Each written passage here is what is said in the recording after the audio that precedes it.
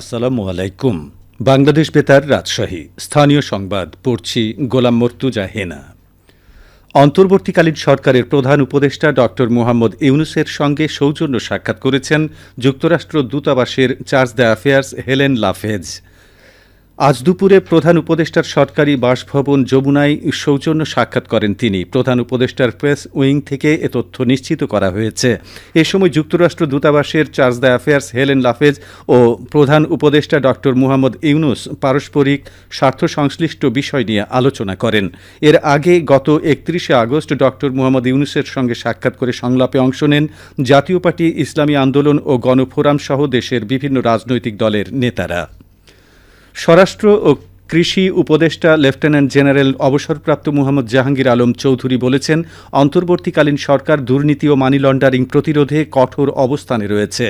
এছাড়া পাচার হওয়া টাকা ফেরত পেতে সুইজারল্যান্ডের রাষ্ট্রদূত রেতো রেংলিংয়ের সহযোগিতাও চেয়েছেন। আজ উপদেষ্টার সঙ্গে সচিবালয়ে তাঁর নিজ দপ্তরে বাংলাদেশে নিযুক্ত সুইজারল্যান্ডের রাষ্ট্রদূত রেতো রেংলিংয়ের সাথে সাক্ষাৎ শেষে তিনি এসব কথা জানান। উপদেষ্টা জানান, দেশটির রাষ্ট্রদূত আন্তর্জাতিক প্রক্রিয়া অনুসরণ করে বাংলাদেশে মানি লন্ডারিং প্রতিরোধ ও পাচার হওয়া টাকা দেশে ফেরত আনতে সহযোগিতা করার আশ্বাস দিয়েছেন।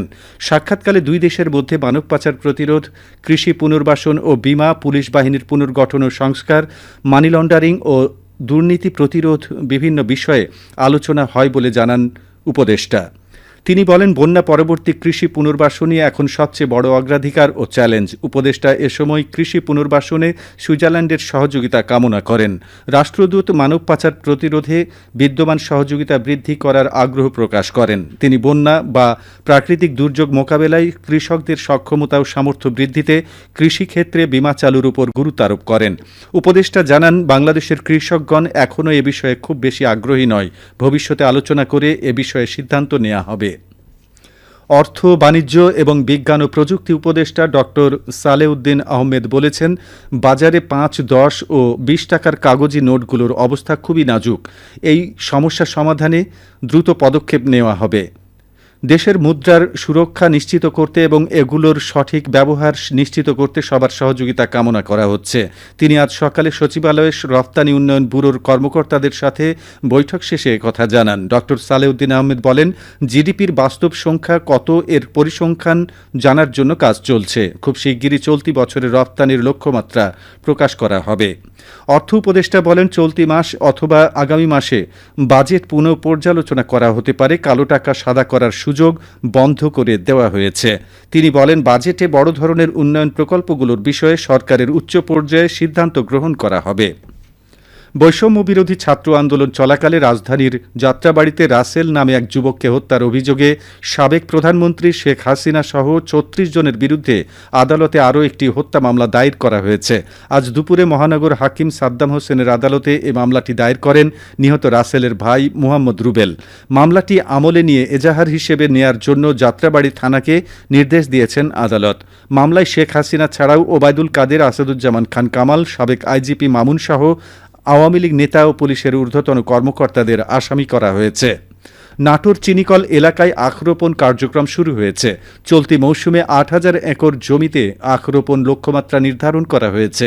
এই কার্যক্রম নিয়ে এখন শুনুন আমাদের নাটোর জেলা সংবাদদাতার একটি প্রতিবেদন। নাটোর চিনিকল এলাকায় আখ রোপণ কার্যক্রম শুরু হয়েছে। এই কার্যক্রম সম্পর্কে চিনিকলের মহাব্যবস্থাপক কৃষি ফেরদৌসুল আলম জানান, ২৪-২৫ রোপণ মৌসুমের আখ রোপণ কার্যক্রম শুরু হয়েছে। এবছর চাষিদের মধ্যে আখ রোপণের জন্য যথেষ্ট আগ্রহ উদ্দীপনা দেখা যাচ্ছে। কারণ গত বছর আখের দাম ছিল প্রতি মন ২২০ টাকা, এবছর চাষিরা আখের দাম পাবে প্রতি মন ২৪০ টাকা। তাছাড়া মিল থেকে বিভিন্ন রকম উপকরণ, সার, কীটনাশক, ঔষধ এবং আন্তঃপরিচর্যার জন্য নগদ টাকা সব সময় মতো দেওয়া হচ্ছে।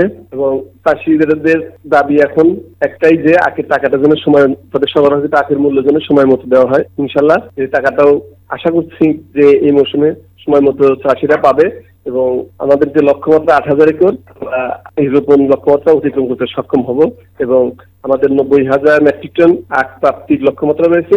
এটাও ৯০,০০০ মেট্রিক টন আখ প্রাপ্তিও আমাদের নিশ্চিত হবে। নাটোর চিনিকলকে লাভজনক পর্যায়ে নিয়ে যাওয়ার প্রত্যাশা নিয়ে মহাব্যবস্থাপক আরও বললেন, এবং এভাবে 2-1 বছরের মধ্যে আমরা হয়তো এই মিলটা ব্রেক ইভেনে যেতে পারবে। বিভিন্ন কার্যকর পদক্ষেপ গ্রহণের মাধ্যমে অচিরেই নাটোর চিনিকল লাভজনক পর্যায়ে উপনীত হবে বলে আশা করা হচ্ছে। ফারাজি আহমদ রফিক বাবন, নাটোর জেলা সংবাদদাতা, বাংলাদেশ বেতার, রাজশাহী। প্রতিবেদনটি শুনলেন। সবশেষে আবহাওয়া। আজ রাজশাহীতে সর্বোচ্চ তাপমাত্রা ছিল 35.9 ডিগ্রি এবং সর্বনিম্ন 26.8 ডিগ্রি সেলসিয়াস। বিকেল 3টায় বাতাসে আপেক্ষিক আর্দ্রতার পরিমাণ ছিল 59%। রাজশাহী ও পার্শ্ববর্তী এলাকায় আজ সূর্যাস্ত সন্ধে 6টা 22 মিনিটে। সংবাদ শেষ হল। আমাদের পরবর্তী স্থানীয় সংবাদ প্রচারিত হবে সন্ধে 7টায়।